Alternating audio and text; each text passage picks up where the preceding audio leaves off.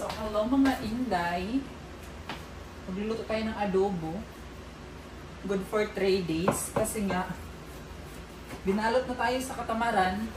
Yung sa mga Inday, natatamad ako magluto. Kaya, pang 3 days na yung lutuin natin na adobo. So, nabili ko pala ito sa Kabayan Filipino store mga Inday. Fresh yung baboy nila.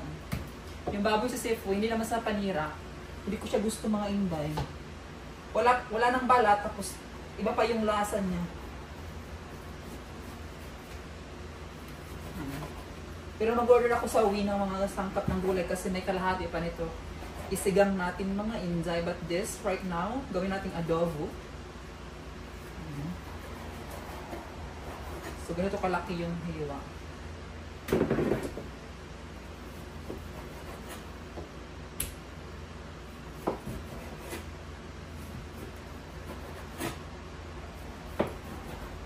Minsan nagkaldereta ako mga Inday.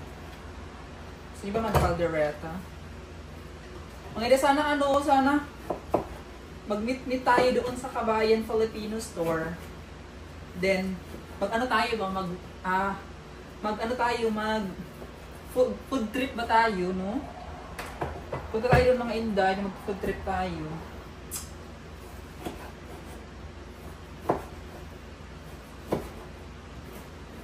Para na-feel ko yung Philippines. Yan, mga Inday. Naghiwa ko na. So, ang adobo natin, lagyan natin ng Coke ulit. Mag-Coke tayo ng adobo natin. Hiram muna ako. Manghiram pa ako ng sibuyas. So, nanghiram ako dito mga Inday. Ito sa onion to ng anak ng asawa ko. Nanghiram ako bukas na nagbalik kasi hindi ako nakabili mga Inday. Na out of stock tayo. At saka ngayon lang tayo nakapagluto. So, ayan lang mga Inday. Huwain na natin ito. But before that, gisahin na natin ito sa sarili ng mantika. So, let's go! Magluto na tayo! Ayan. Ilagay lang natin yan. Like that. So, gamit natin ang mahiwagang sandok. Ito yung mahiwagang sandok natin. O, diba? So, ayan lang mga Inday.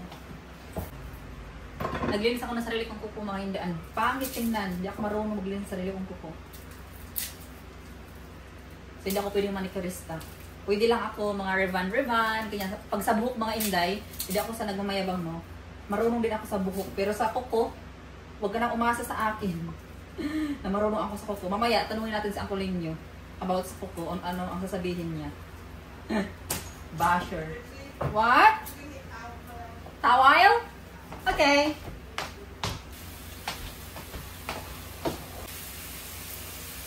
So, ipa-brown lang natin yung karne mga Inday.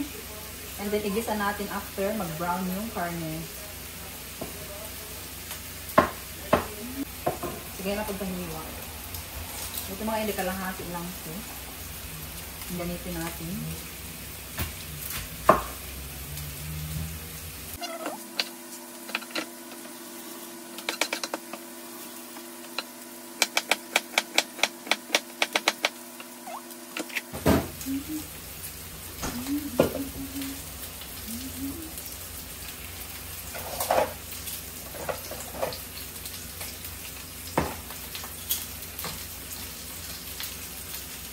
Yan, nag-brown at siya mga Inday.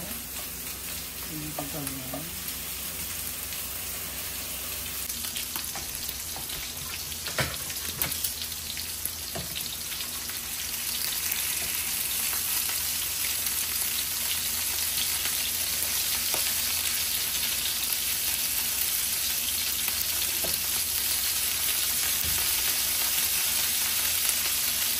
Ouch. Tumatansin.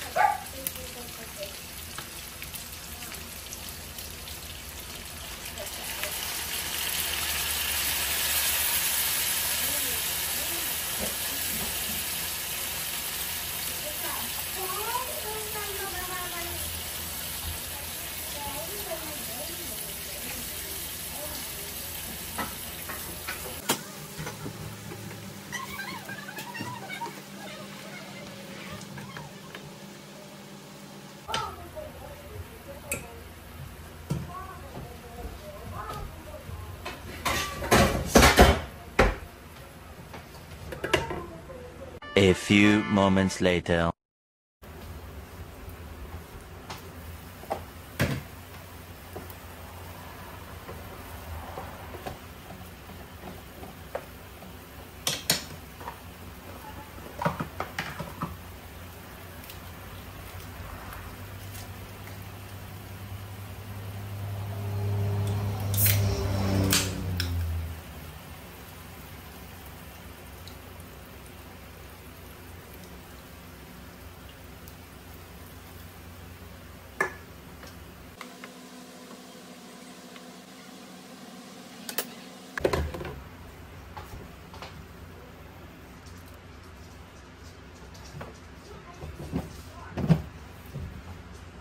Two 2,000 years later.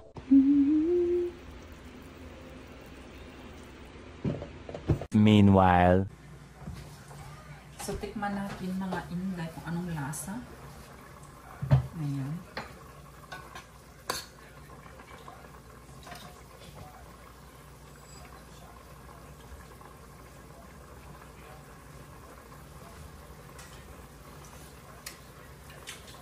Sarap. Sa mga inday, palambutin pa natin. Malambot na siya, pero gusto ko yung malambot-lambot ko talaga siya mga inday. Ang sarap. Wala man tayong oyster sauce. Ang ginamit ko is coke na lang. So, ayan, nasarap. Then, magsaing na tayo, mga inday. Charang. Hindi siya, hindi siya matamis. Hindi rin siya maalat. Yung parang pantay lang yung lasa. Bubot talaga siya. So, ayan. Mas masarap talaga ito kung medyo kunti-kunti talaga sa bawang mga inday. Tingnan nyo. Sarap. Ipakita ko sa inyo. So, ayan. Kasi, as you can see, diba? Siguro mga like 20 minutes din luto na siya. Magsaing muna ako mga inday.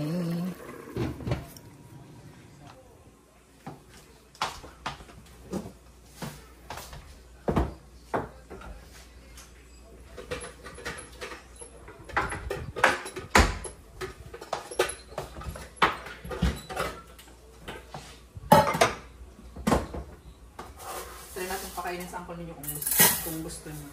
Subuan natin. Kasi hindi man kumakain pag siya lang. Kailangan subuan. Arte. Charot.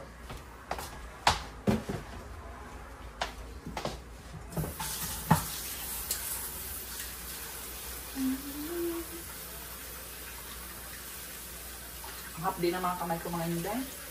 Kasi hindi ako marunong maglinis sa sarili kong kuko. Kaya mahapdi siya.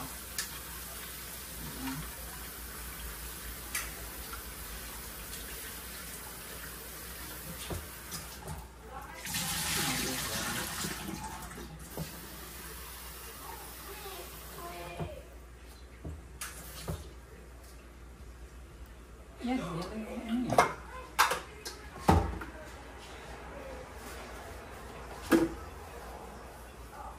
So, kapunasan para hindi masira yung rice cooker.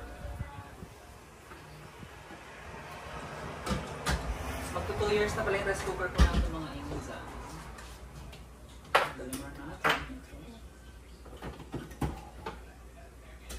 Minsan nakakaligtaan ko ibaba. Kaya dapat talaga nakababa siya ganyan.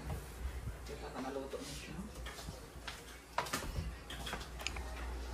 So yan, patayin ko muna din mamaya. I-ano ko ulit, open ko ulit. Patayin ko muna kasi malambot na siya mga inza.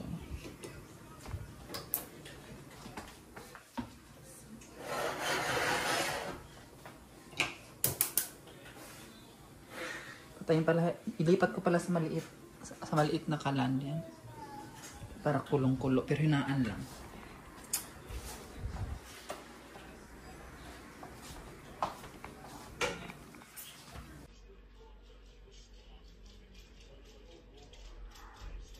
So yung mga inday, kumain na tayo ng adobo. Tapos, to be honest mga inday, sa lahat ng niluluto kong adobo na ilang beses na akong niluluto, ngayon talaga ako sobrang sarap na sarap sa adobo ko mga inday. As in, ang sarap ng adobo ko. To be honest mga inday fa. Ayan, sobrang sarap talaga siya. Promise mga inday. Ngayon, ang dami ko nang niluto ng mga adobo, mga manok. Ngayon lang ako nasarapan ng sarili kong luto. Sarap na sarap talaga mga inday. Actually, nakarami na ako. Tingnan mo, nagkalahati na tayo ng isang kaldero yung nakain natin, pero kalahati na yung nakain natin. Pero tirahan ko pa si Uncle Ninyo kasi nga gusto niya subuan. So, inantay ko pa kasi nag-check up pa siya doon sa mga anak niya. Kaya may balak siyang bibili ng bagong baril. So, ayun mga inday, tayo natin. Then, subuan natin sa Uncle Ninyo. Sarap ng adobo ko mga inday, to be honest. Na ano ko lang to, nagaya ko lang doon sa mga Facebook na yung mga Chinese mga Chinese, pero mga Vietnamese, mga ganun. Sa Asian country. Yung adobo nila lagyan ng soft drinks.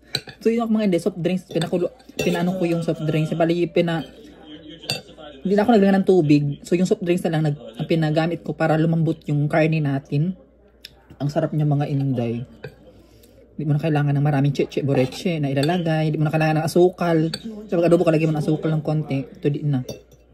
Sarap niya na.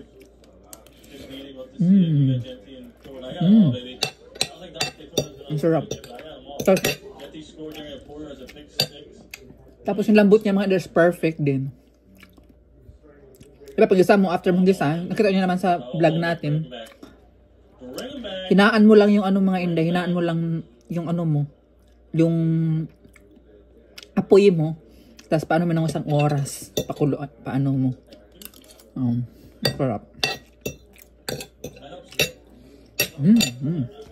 So mamaya na ako maglinis ng kwarto mga inday.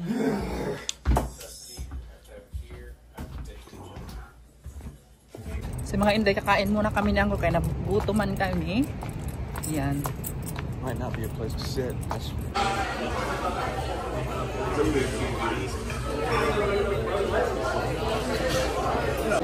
So dito, update mga inday dito. So kakain kami dito.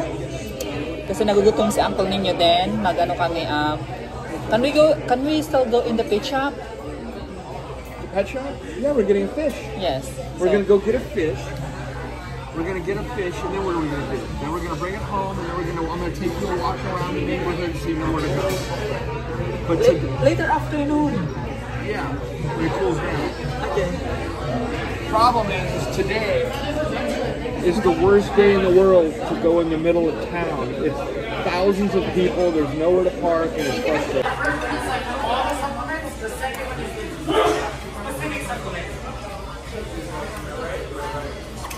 She goes, I know, if you took care of them, they'd die. I went, probably.